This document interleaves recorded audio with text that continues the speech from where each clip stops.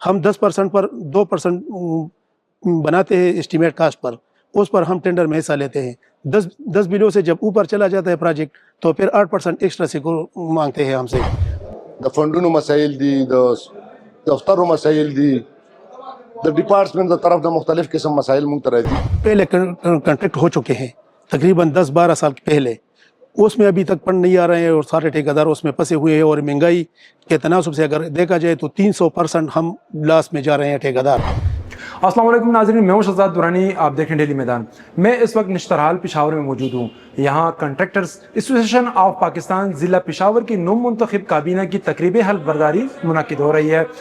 اس تقریب میں شرکت کے لیے خیبر پختونخوا کے مختلف اضلاع سے کنٹریکٹرز آئے ہوئے ہیں۔ ہم ان سے بات کریں گے اس تنظیم کے اغراض و مقاصد کیا ہیں، وہ حکومت سے کیا مطالبہ کریں۔ تمام تفصیلات جاننے کے لیے ہمارے ساتھ رہیے۔ ہمارے جتنے بھی مسائل ہیں وہ پی سی کے ساتھ ہے، لوکل گورنمنٹ کے ساتھ ہے، جتنے بھی محکمے ہیں اور ٹینڈر لگاتے ہیں ان کے ساتھ ہمارے جو بھی مشکلات ہیں انشاءاللہ ہم نے ان کے لیے ایک پلاننگ تیار کیا ہوا ہے۔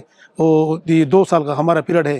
انشاءاللہ میں امید رکھتا ہوں کہ میں خود بھی اور ہمارا جو ساتھی ہے وہ اس مشکلات سے کنٹریکٹرز کو نکالیں گے۔ سب سے پہلے مسئلہ تو یہ ہے جو پہلے کنٹریکٹ ہو چکے ہیں تقریباً 10-12 سال پہلے، اس میں ابھی تک فنڈ نہیں آ رہے ہیں اور سارے ٹھیکیدار اس میں پھنسے ہوئے ہیں، اور مہنگائی کے تناسب سے اگر دیکھا جائے تو 300% ہم لاس میں جا رہے ہیں ٹھیکیدار جس کے پرانے پروجیکٹ ہے۔ یہ سب سے بڑا مسئلہ ہے۔ دوسرا مسئلہ یہ ہے کہ جو ٹینڈر نئے لگ رہے ہیں اس کو لگنا بھی نہیں چاہیے، اور جو پرانے اسکیم ہے اس کو سب سے پہلے ختم ہونے چاہیے۔ اس لیے ختم ہونے چاہیے کہ 13 سال 14 سال ہو گئے پی ٹی آئی کی حکومت ہے ادھر، وہ منصوبے بھی انہی کی پی ٹی آئی کی ہے، اور جو موجودہ یہ لا رہے ہیں وہ بھی پی ٹی آئی کے منصوبے ہوں گے۔ تو میری ان سے گزارش ہے بھی کہ آپ سب سے پہلے وہ جو پرانے ٹینڈرز ہے اس کو فنڈز کو دے تاکہ وہ ختم ہو جائے، پھر نئے ٹینڈرز لگائے جائیں۔ ہم سے انویسٹمنٹ پر فیس لیا جاتا ہے۔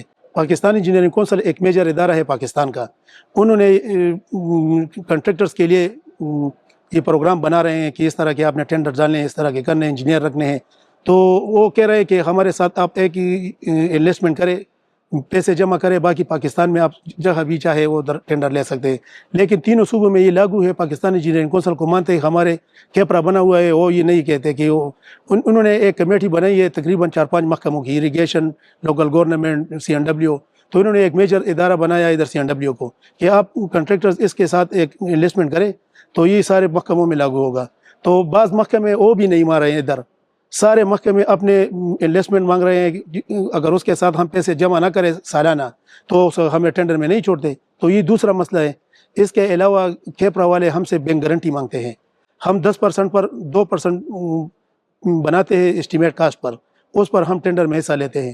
10 بلیوں سے جب اوپر چلا جاتا ہے پروجیکٹ تو پھر 8% ایکسٹرا سے مانگتے ہیں ہم سے۔ اگر 20 بلیوں سے آدھا آگے چلا جائے تو پھر وہ سارے کے سارے پرسنٹیج ہم نے اس کو سب جمع کرنا ہے۔ تو پہلے ہم AA ہم جمع کر رہے تھے جو انشورنس گارنٹی تھی، اس پہ ہمارا کام چلتا تھا، جو ہم کا ڈپازٹ دیتے تھے 2% پر، ہم اس پہ ہمارے تقریباً 10-15% پیسے جمع ہوتے ہیں حکومت کے ساتھ، اس کے ساتھ فنڈ بھی نہیں ہوتا اور اس کے ساتھ اس کا جگہ بھی نہیں ہوتی ٹینڈرز کی، جو ٹینڈرز وہ لگاتے۔ تو اس وجہ سے ہمیں بہت زیادہ مشکلات ہے۔ ہم سے بیجا پیسے ٹینڈرز کا کوئی نام و نشان بھی نہیں ہوتا، صرف آ جاتا ہے ٹینڈرز لگاتے، ہم سے اتنے پیسے یہ بند کر دیتے ہیں۔ تو اس پر ہم بہت زیادہ پریشان ہیں کہ 20% پیسے ہم سے کیوں لیے جا رہے ہیں ایڈوانس میں۔ 1 ارب روپے میں حصہ لیتا ہوں ٹینڈرز میں کاسٹ پہ، تو اس پہ تقریباً 3 لاکھ روپے مجھے ٹینڈر فیس لیا جاتا ہے۔ ٹینڈر اگر ہو گیا، مجھے ٹینڈر نہیں ملا، 20 ٹھیکیدار آ گئے، اس میں ایک کو کنٹریکٹ ملا، اس کے پیسے تو اپنی جگہ پر رکھ دیے انہوں نے، باقی 19 ٹھیکیداروں کے پیسے بھی چلے گئے۔ تو ہم یہ چاہتے ہیں کہ یہ واپس ریفنڈیبل ہونے چاہیے۔ جس کو ٹینڈر ملے اس کے پیسے وہ سرکار میں جمع کرے، اور جس کو ٹینڈر نہ ملے وہ ریفنڈیبل کر دے۔ زما نام اسمت الله ده او ګورنمنت کنټریکټر زمونږ د ډسټریکټ پېښور چې دا اوس کوم تنظیم جوړ شو، نو د دې تنظیم اصل مقصد دا دی چې زمونږ کنټریکټر ته مختلف قسم مسایل دي، د فنډونو مسایل دي، د دفترو مسایل دي، د ډپارټمنټ د طرف د مختلف قسم مسایل مونږ ته راځي، او زمونږ کنټریکټرز چې څومره هم دي د هغوی د دې ملک په دې جوړولو کې یو ښه کردار دی۔ څومره روډ چې تاسو ګورئ، څومره سرکاري بلډینګ چې تاسو ګورئ، نو دا الحمدلله ټول د کنټریکټرز په لاس باندې جوړیږي، او کنټریکټر ټیک کارونه کوي۔ د کنټریکټر مجبوریا هم شته، خو د کنټریکټر چې کومې مجبوریا دي نو د خپل ځان دپاره نه دي۔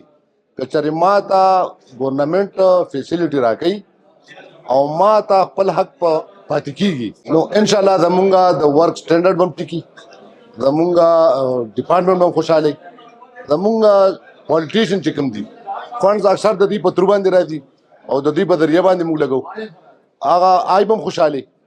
موږ ته اوس په موجوده وخت کې چې کوم مسایل دي نو هغه د فنډ سپیشلی اوس زمونږ د اس ډي پی سکیمونه راغلي، په دغه اس ډي پی سکیمونو کې زمونږ فنډ اوس ډېر ښایسته طریقې سره راغلي. لومبۍ ریلیز چې کوم وشو هغه د پراجیکټ وایز باندې شوی، 11% ریلیز و، هر پراجیکټ خپل ریلیز شوی و. په هغې کې ټول کنټریکټر خوشحاله چې زما حصه پکې شته. اوس هغه شی صوبایي ګورنمنټ بند کو ایز ا هول، اوس ایم پی اے ته فنډ ورکوي، بیا د ایم پی اے خوښوي چې مال راکوي، تاله درکوي، چاله ورکوي.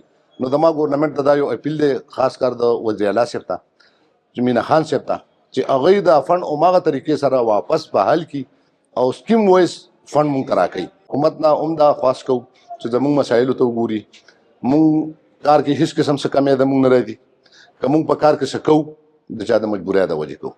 دغه مجبورۍ دې زمونږ نه دې لرې کړي چې موږ خپل کارونه په ښه طریقه باندې وکړو او د دې ملک په ترقۍ کې او د دې ملک په کامیابېدو کې زموږ یو ښه کردار دی او ښه کردار موږ ادا کړو.